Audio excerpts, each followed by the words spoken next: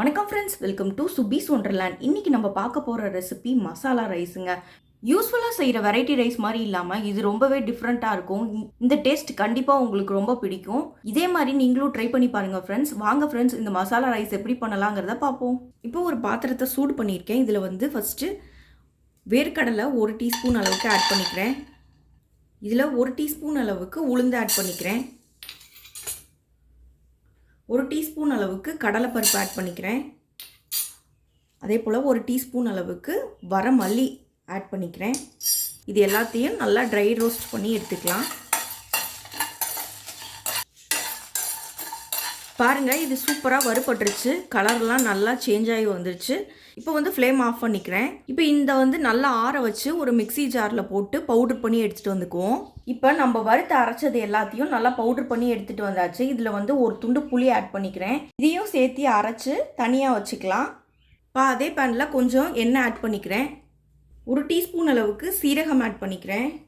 இதில் 1 table spoon அளவுக்கு வேர்க்கடலை ஆட் பண்ணிக்கிறேன். இதிலே கொஞ்சமாக கருவேப்பிலை ஆட் பண்ணிக்கிறேன். இது நல்லா ஃப்ரை ஆகி வரட்டும். இப்போ 2 வரமிளகாவை வந்து 2ஆக கிள்ளி இதில் ஆட் பண்ணிக்கிறேன். இதுவும் சேர்த்து நல்லா ஃப்ரை ஆகட்டும். 2 பல் பூண்டை வந்து தட்டி இதில் போட்டுக்கிறேன். ஒரு மீடியம் சைஸ் பெரிய வெங்காயத்தை வந்து கட் பண்ணி சேர்த்துக்கிறேன். இப்போ இந்த வெங்காயமும் பூண்டும் அதோட பச்சை வாசனை போகிற அளவுக்கு நல்லா வதக்கி எடுத்துக்குவோம். ஒரு 1/4 டீஸ்பூன் அளவுக்கு மஞ்சள் தூள் ஆட் பண்ணிக்கிறேன். இதையும் சேர்த்து நல்லா வதக்கிக்கலாம். இப்போ நம்ம ஒயிட் ரைஸை வந்து நல்லா உதுத்து விட்டு இதில் ஆட் பண்ணிக்கலாம்.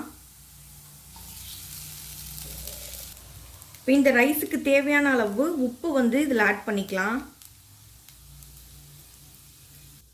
இப்போ இந்த நம்ம ரெடி பண்ணி வச்சுருந்த பவுடரில் வந்து ஒரு 2 டீஸ்பூன் அளவுக்கு ஆட் பண்ணிக்கிறேன்.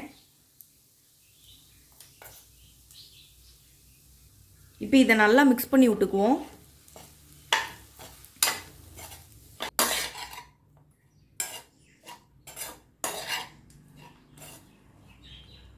அவ்வளோதான் ஃப்ரெண்ட்ஸ், நமக்கு ரொம்பவே டேஸ்டியான மசாலா ரைஸ் சூப்பராக ரெடி ஆயிடுச்சு.